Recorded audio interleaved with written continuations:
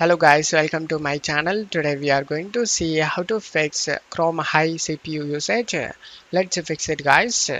First, you just need to close unnecessary tabs.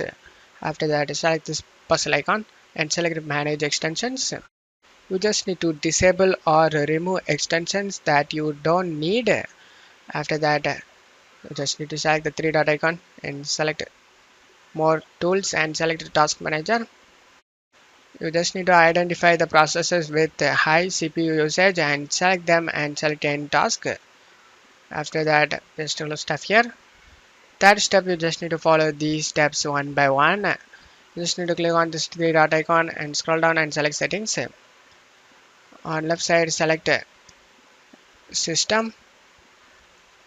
On right side, you just need to turn off continue running background apps when Google Chrome is closed. After that, turn off use graphics acceleration when available, and just need to select privacy and security, select delete browsing data and select this to all time and select all check mark and select delete data. On left side you just need to select about Chrome and this will automatically check for updates. Now you just need to go back to system and select relaunch option, and now your problem should be fixed guys. And that's it for today's video guys. Give me a like and subscribe. Thank you.